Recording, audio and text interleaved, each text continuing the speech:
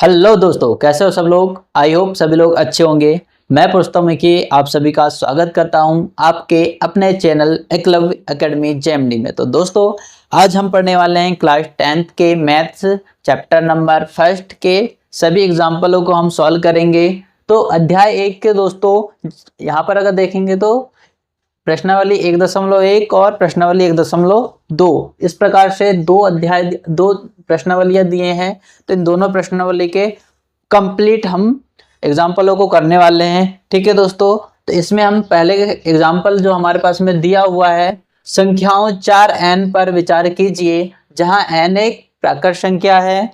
जांच कीजिए कि क्या n का कोई ऐसा मान्य है जिसके लिए 4 की पावर n अंक शून्य पर समाप्त हो। तो दोस्तों यहाँ पर अगर देखेंगे, ठीक है, तो इसको सॉल्व करते हैं दोस्तों।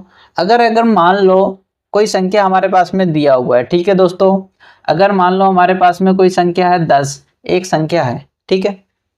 अगर हम इसके अभाज्य गुणनखंड तोड़ेंगे तो क्या क्या टूटेगा दोस्तों, 1 टूटेगा, 2, फिर 5, फिर क्या टूटेगा दोस्तों, 10।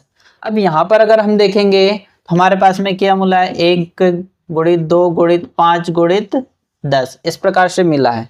तो यहाँ पर अगर हम देखेंगे तो इसमें शून्य की अगर देखेंगे तो क्या ये संख्या को हल करने पर हमको क्या ये संख्या शून्य पर समाप्त होगी इस प्रकार से। तो यहाँ पर अगर देखेंगे दोस्तों तो 5 और 5 का गुणा अगर 2 में करेंगे तो कितना जाएगा, 10। 10 का गुणा अगर 10 में करेंगे कितना होगा, मतलब यहाँ पर अगर देखेंगे तो शून्य कितने में प्राप्त होगा, हमें 2 प्राप्त हो गए। कहने का मतलब ये है दोस्तों कि शून्य आने के लिए हमारे पास में 2 और 5 होना आवश्यक है। ठीक है, तो यहाँ पर अगर देखेंगे तो यहाँ पर 4 के जगह में हमने कौन सी संख्या लिए, 10 संख्या लिए। उसी प्रकार से हम देखेंगे 4। ठीक है दोस्तों, तो देखते हैं यहाँ पर अगर तो ठीक है, तो यहाँ पर हम सबसे पहले हल लिखेंगे, हल। अब 4 के अगर हम गुणनखंड तोड़ेंगे दोस्तों 4n के, है ना, तो क्या टूटेगा दोस्तों, 4 के गुणनखंड। ठीक है, तो 2 गुणित 2 कितने होते हैं, 4 होते हैं। और शून्य होने के लिए हमारे पास में क्या होना चाहिए, 2 और 5, मगर यहाँ पर तो 2 मिला मगर 5 नहीं मिला। तो हम क्या लिखेंगे दोस्तों, यहाँ पर अगर देखेंगे जहां n एक क्या है, n एक प्राकृत संख्या है, प्राकृत संख्या है। तो पहले पैंट में लिखेंगे दोस्तों, पहले पैंट में से लिखेंगे हम कोई संख्या शून्य पर तभी समाप्त हो सकती है जब उसके गुणनफल में 2 गुणित 5 उपस्थित हो,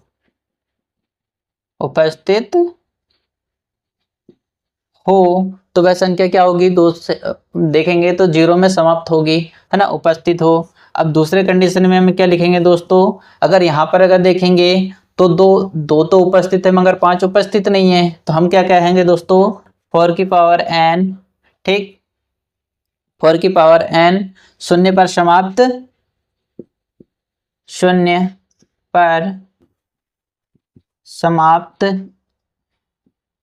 नहीं हो सकती। क्यों नहीं हो सकती भैया, यहाँ पर अगर देखेंगे तो शून्य पर समाप्त नहीं हो सकती, क्योंकि गुणनफल में 2 तो उपस्थित है परंतु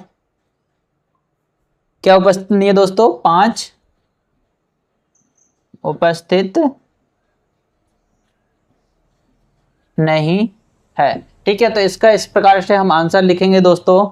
ठीक है, अगर आप लोगों को अगर वीडियो अगर अच्छा लगे तो प्लीज लाइक करें, शेयर करें और सब्सक्राइब करें। ठीक है दोस्तों, और ज्यादा से ज्यादा अपने फ्रेंड सर्कल में जोड़े। ठीक है, तो यहाँ पर अगर देखेंगे तो एग्जाम्पल पहले का हम इस प्रकार से आंसर लिखेंगे। ठीक है दोस्तों, अब करते हैं नेक्स्ट क्वेश्चन। ठीक है, तो दोस्तों यहाँ पर हम देखेंगे दूसरा क्वेश्चन। संख्याओं 6 और 20 के अभाज्य गुणनफल विधि से हमको क्या ज्ञात करना है दोस्तों, एचसीएफ और एलसीएम। ठीक है, तो यहाँ पर देखते हैं दोस्तों, हमारे पास में दो संख्या दी हैं 6 और 20, इसके एलसीएम और एचसीएफ ज्ञात करना है। तो यहाँ पर अगर देखेंगे दोस्तों तो हल, सबसे पहले हम 6 के अभाज्य गुणनखंड देख लेते हैं दोस्तों।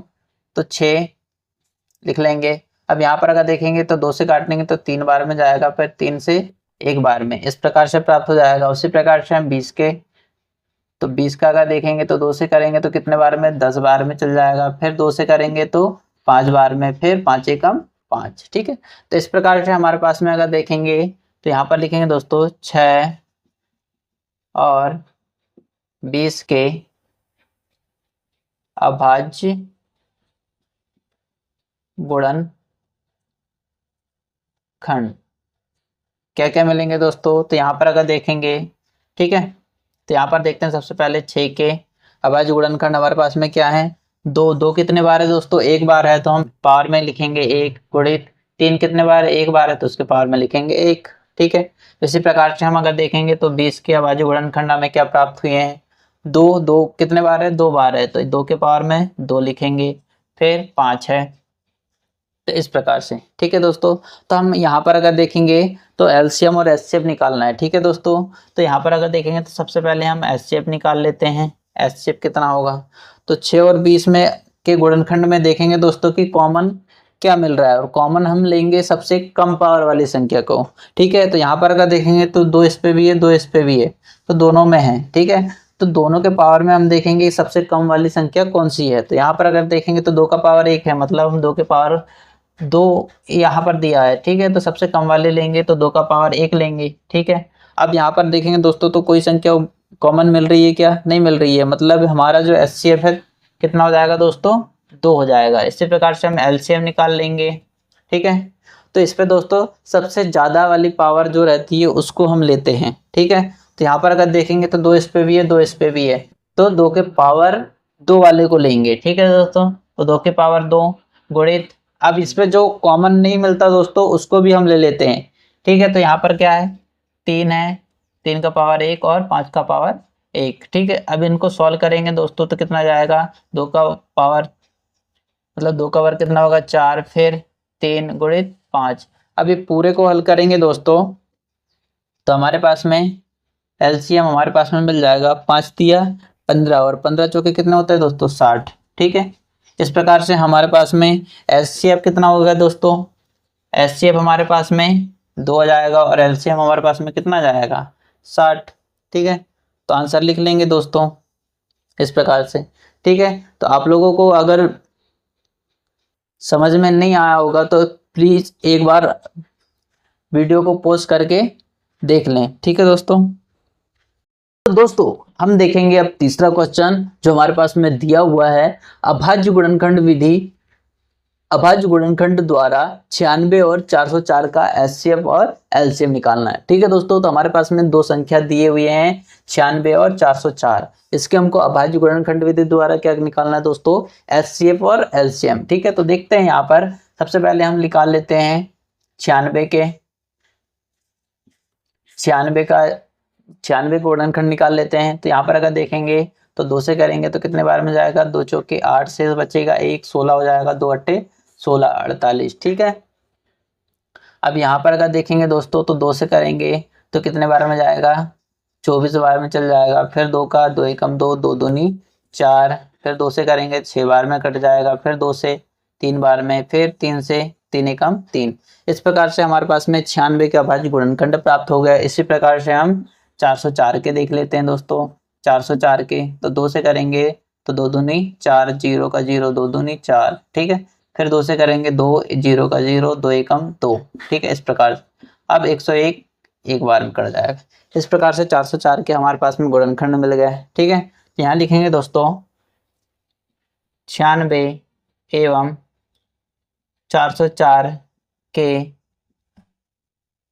अभाज्य गुणनखंड हमारे पास में सबसे पहले अगर बात करेंगे तो 96 को गुणनखंड देख लेते हैं दोस्तों। तो यहाँ पर अगर देखेंगे तो 2 कितने बार है, 5 बार है। तो 2 के पावर में हम क्या लिखेंगे दोस्तों, 5। ठीक है, 2 के पावर में क्या लिखेंगे, 5।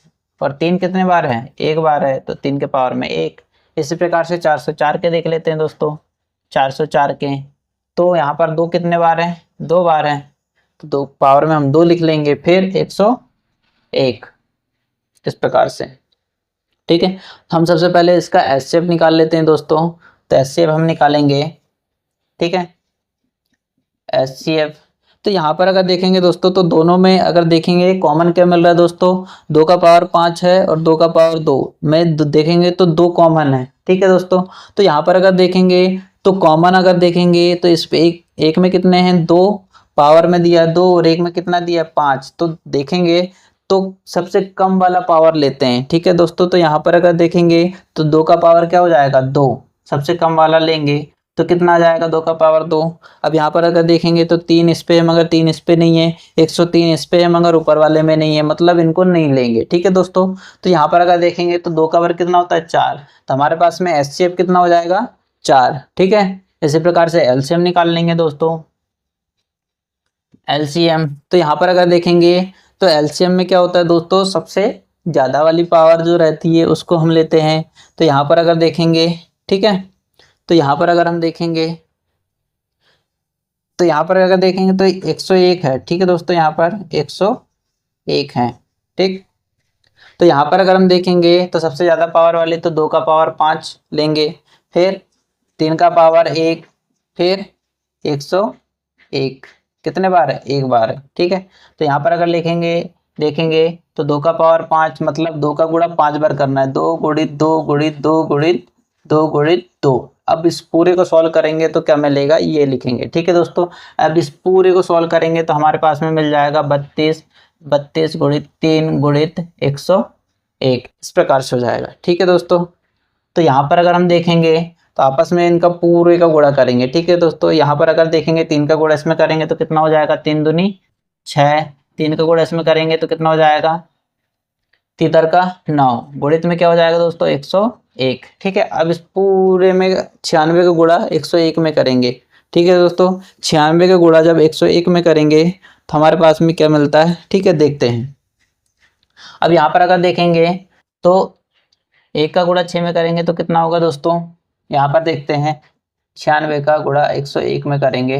ठीक है, तो कितना हो जाएगा दोस्तों, अगर 1 का गुणा 96 करेंगे तो 96 आ जाएगा, फिर 0 का तो 0 0, फिर गुणा करेंगे तो कितना आ जाएगा दोस्तों, 96। ठीक है, 96 9 96, मतलब यहाँ पर इस प्रकार से जाएगा 96 96। ठीक है, तो इसका अगर देखेंगे तो एलसीएम हमारे पास में, एलसीएम क्या मिल जाएगा दोस्तों, 96 96। ठीक है, इस प्रकार से। तो दोस्तों देखते हैं हम एग्जाम्पल चौथा। ठीक है दोस्तों, तो यहाँ पर अगर देखेंगे तो एग्जाम्पल चौथा हमारे पास में दिया हुआ है, संख्या 6, 72 और 120 के अभाज्य गुणनखंड विधि द्वारा हमें क्या निकालना है दोस्तों, इनके एचसीएफ और एलसीएम। ठीक है, तो देखते हैं दोस्तों, हमारे पास में तीन संख्या दिए हैं, 6, 72 और 120, इनके एचसीएफ और एलसीएम निकालते हैं। ठीक है दोस्तों, तो सबसे पहले हम 6 का गुणनखंड निकाल कर लेते हैं दोस्तों। 6 का अगर गुणनखंड तोड़ेंगे तो कितना होगा, 2 से करेंगे तो कितने बार में, 3 बार में जाएगा, फिर 2 से नहीं जाएगा, 3 से, तो 3 एकम 3, इस प्रकार से टूटेगा। अब 72 का देख लेते हैं दोस्तों, 72 का। अब यहाँ पर अगर देखेंगे तो 2 से करेंगे तो 2 तिया 6, शेष बचेगा कितना, 1, तो यहाँ पर हो जाएगा 12, फिर 6 2 चक्के 12। ठीक है, अब इस प्रकार से यहाँ पर अगर देखेंगे तो 2 से करेंगे तो 2 एकम 2, फिर शेष बचेगा कितना, तो ये 8 बार में कट जाएगा। ठीक है, तो 18 बार में 36 आ जाएगा। ठीक है, 18 दूनी 36, तो यहाँ पर अगर देखेंगे तो फिर 2 से करेंगे तो ये 9 बार में कट जाएगा, फिर 9 क्या 2 से कटेगा, नहीं कटेगा, तो हम इसको 3 से, तो 3 से कट जाएगा, 3 का 9, फिर 3 एकम 3, इस प्रकार से 72 के हमको अभाज्य गुणनखंड प्राप्त हो जाएंगे। अब 120 के अभाज्य गुणनखंड देख लेते हैं दोस्तों। 120 के तो 2 से करेंगे तो कितने, 60 बार में चल जाएगा, फिर 2 से करेंगे तो ये 30 बार में, फिर 2 से करेंगे तो 30 का आधा कितना होता है दोस्तों, 15। ठीक है, अब यहाँ पर देखेंगे तो 2 से नहीं कटेगा, ये संख्या 3 से कटेगी, 3 5 15, फिर 5 एकम 5। इस प्रकार से हमारे पास में 120 के अभाज्य गुणनखंड तोड़ लिए। तो तीनों संख्याओं के हमारे पास में अभाज्य गुणनखंड हमने तोड़ लिए। ठीक है दोस्तों, अब इनका हमको एचसीएफ और एलसीएम निकालना है। ठीक है, तो यहाँ पर लिखेंगे सबसे पहले 6, 72 और 120 के अभाज्य गुणनखंड हमारे पास में क्या क्या प्राप्त हुए हैं दोस्तों। अगर देखेंगे 6 की अगर बात करेंगे, ठीक है, तो 2 कितने बार है दोस्तों, 1 बार है तो 2 का पावर 1। 3 कितने बार है, 1 बार है तो 1 लिखेंगे। अब इसी प्रकार से 72 के देखेंगे दोस्तों, 72 के तो 2 यहाँ पर अगर देखेंगे तो कितने बार है, 3 बार है, 2 के पावर में 3 लिखेंगे। ठीक है, अब 3 कितने बार है, 2 है, 2 बार है तो 3 के पावर में हम 2 लिखेंगे। ठीक, अब 120 का देख लेते हैं, 120 का। ठीक है, तो यहाँ पर अगर देखेंगे तो 2 कितने बार है, 3 बार है तो 2 का पावर 3 लिखेंगे। फिर 3 कितने बार है, 1 बार है, और 5 1 बार है। ठीक है, इस प्रकार से अब इनके हमको एचसीएफ निकाल लेंगे दोस्तों, एचसीएफ। ठीक है, तो देखते हैं एचसीएफ।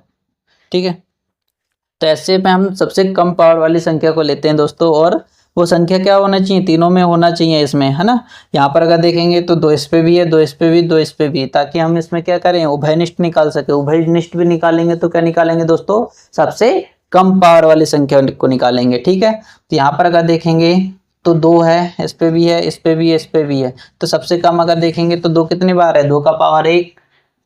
ठीक, अब यहाँ पर अगर देखेंगे तो 3 इस पे भी है, 3 इस पे भी है, 3 इस पे भी है, तो सबसे कम क्या है, 3 का पावर 1, 3 का पावर 1। अब अगर आपस में इसका करेंगे, 3 का गुणा 2 में करेंगे तो कितना आएगा, 6। मतलब हमारे पास में जो है एचसीएफ हमारे पास में क्या मिल जाएगा दोस्तों,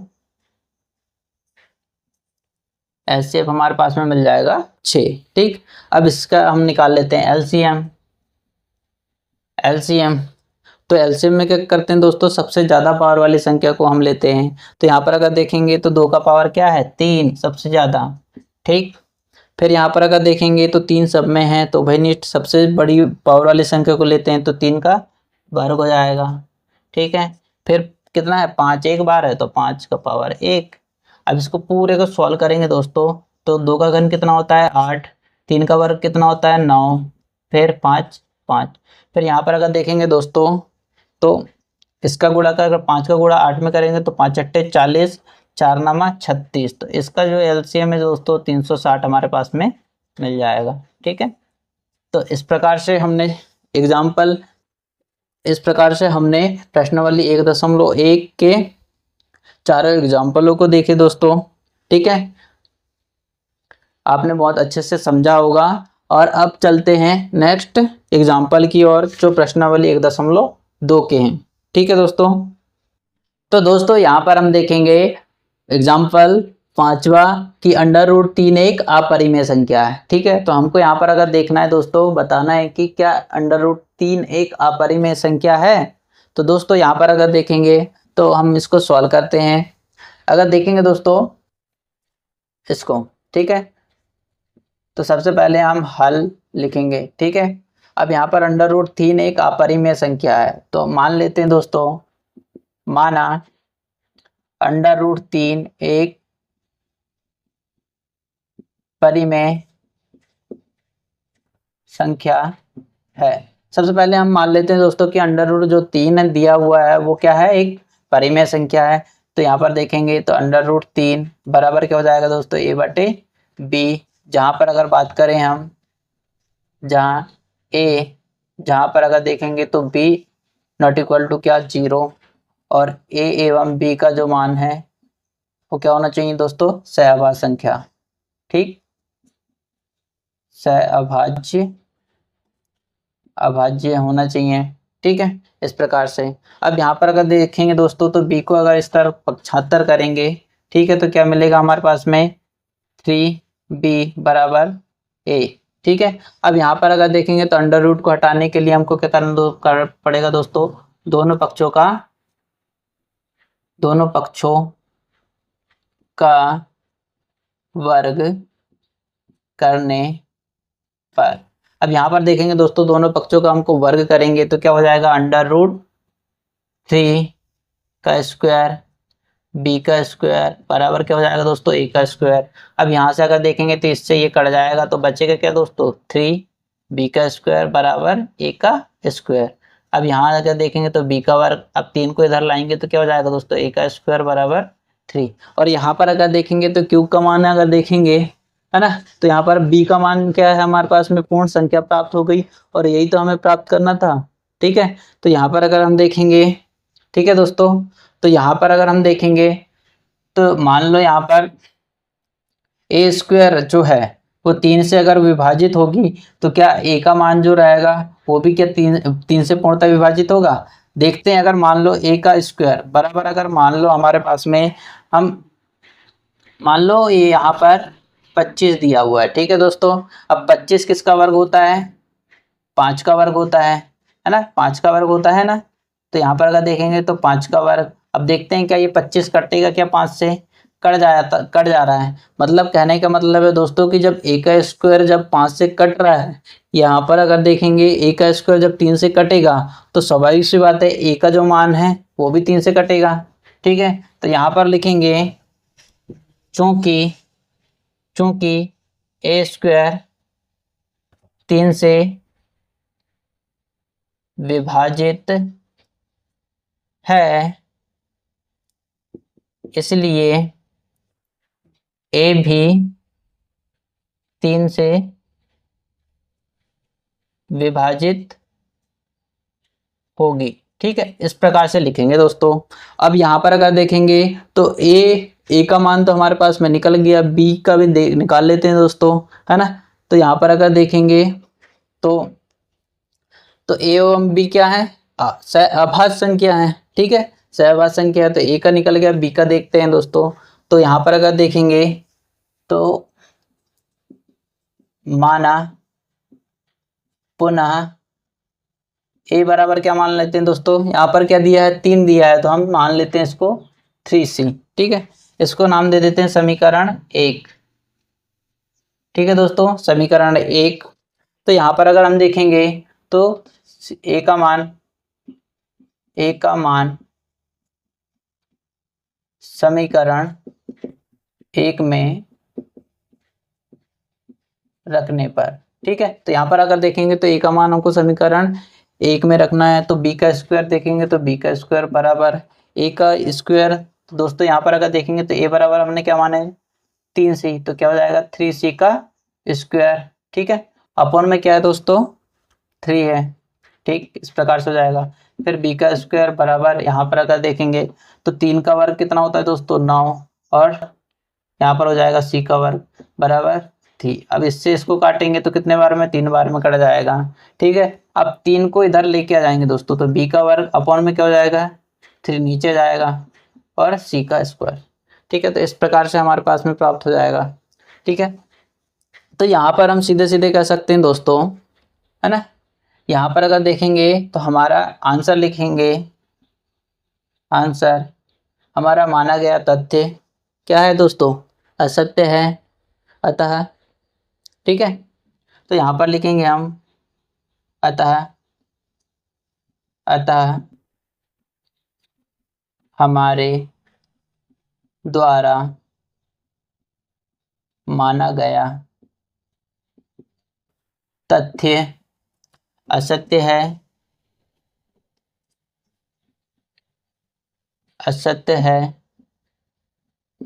अतः √3 एक अपरिमेय संख्या है, अपरिमेय संख्या है। और यहाँ पर अगर देखेंगे दोस्तों तो हमने सबसे पहले माने थे क्या, परिमेय संख्या, और यहाँ पर अगर देखेंगे तो परिमेय संख्या के रूप में निरूपित तो हो रहा है दोस्तों। और हमारा यहाँ पर अगर देखेंगे तो √3 क्या है, एक अपरिमेय संख्या। तो यहाँ पर अगर देखेंगे तो ये पूरे का पूरा क्या है दोस्तों, गलत है। ठीक है, कहने का मतलब ये है कि ये पूरी की पूरी संख्या है, हमने जो माने थे परिमेय संख्या, जबकि तो वो अपरिमेय संख्या था, मगर हमने परिमेय संख्या करके प्रूफ करके बता दिए, मगर वो तो एक अपरिमेय संख्या है ना, तो इसीलिए हम लिखेंगे दोस्तों, अतः हमारे द्वारा माना गया तथ्य असत्य है, अतः √3 एक क्या है, अपरिमेय संख्या है। ठीक है दोस्तों, तो यहाँ पर आप लोगों को बहुत ही अच्छे तरीके से समझ में आया होगा दोस्तों। अगर आप लोगों को अगर समझ में नहीं आया होगा तो प्लीज़ आप वीडियो को पॉज कर लें और पुनः एक बार देखें। ठीक है दोस्तों, और आप लोग को अच्छा लगा होगा तो प्लीज़ चैनल को लाइक करें, शेयर करें और सब्सक्राइब करें, और ज़्यादा से ज़्यादा अपने फ्रेंड सर्कल में इसको भेजें। ठीक है दोस्तों, ताकि वो लोग भी क्लास 10th के गणित को बहुत ही अच्छे तरीके से समझ पाएँ। ठीक है दोस्तों, अब देखते हैं इसके नेक्स्ट एग्जाम्पल को। ठीक है दोस्तों, तो यहाँ पर देखते हैं दोस्तों, एग्जाम्पल छठवा हमारे पास में दिया हुआ है, दर्शाइए कि 3√2 एक अपरिमेय संख्या है। ठीक है दोस्तों, तो यहाँ पर सबसे पहले हम हल कर लेते हैं, हल लिख लेते हैं, हल। ठीक है, तो √3 मतलब यहाँ पर 3√2 को हम क्या मान लेते हैं दोस्तों, तो यहाँ पर लिखेंगे माना 3√2 एक परिमेय संख्या मान लेते हैं दोस्तों, परिमेय संख्या है। ठीक है, तो यहाँ पर अगर देखेंगे तो 3√2 बराबर क्या होगा दोस्तों, यहाँ पर बता देंगे कि परिमेय संख्या की रिक्वायरमेंट क्या होती है। ठीक है, a/b। ठीक है, यहाँ पर अगर देखेंगे तो यहाँ लिखेंगे जहाँ b ≠ 0, a एवं b, a और b का मान जो होगा वो क्या होना चाहिए, सहअभाज्य संख्या होना चाहिए, सहअभाज्य होना चाहिए। ठीक है दोस्तों, यहाँ पर अगर देखेंगे, ठीक है, तो यहाँ पर अगर हम देखें तो क्या हो जाएगा, 3 को इधर पक्षांतर करेंगे तो मतलब 2 बराबर क्या हो जाएगा, a/3b। ठीक है, इस प्रकार से हो जाएगा। ठीक है, तो यहाँ पर दोस्तों, यहाँ पर हम देखेंगे तो लिखेंगे चूंकि यहाँ पर 3a एवं b सहअभाज्य संख्या है, तो यहाँ पर अगर देखेंगे दोस्तों तो इसको हम राइट हैंड साइड मान लेते हैं और इसको लेफ्ट हैंड साइड। ठीक है, तो यहाँ पर अगर देखेंगे अभाज्य संख्या है, अतः राइट हैंड साइड एक परिमेय संख्या है। ठीक है दोस्तों, परिमेय संख्या है, जबकि √3 एक अपरिमेय संख्या है, अपरिमेय संख्या है, अपरिमेय संख्या है। ठीक है, जो किसका विरोधाभास कर रहा है दोस्तों, राइट हैंड साइड का विरोधाभास कर रहा है कि भाई तुम तो आप परिमेय संख्या हो मगर मैं तो अपरिमेय संख्या हूं। ठीक है, तो यहाँ पर अगर लिखेंगे तो यहाँ पर लिखेंगे दोस्तों √3 एक अपरिमेय संख्या है जो कि विरोधाभास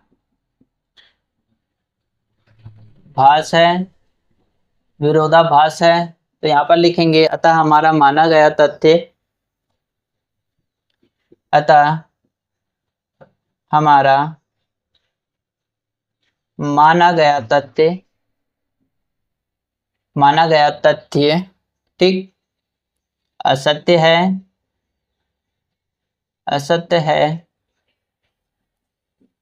अतः 3√2 एक अपरिमेय संख्या है, अपरिमेय संख्या है। ठीक है, इस प्रकार से लिखेंगे दोस्तों। ठीक है, तो आई होप आप लोगों को वीडियो पसंद आया होगा, तो प्लीज़ लाइक और शेयर करें दोस्तों। ठीक है, मिलते हैं नेक्स्ट वीडियो में नेक्स्ट टॉपिक के साथ में। ठीक है, तब तक के लिए टट्टा।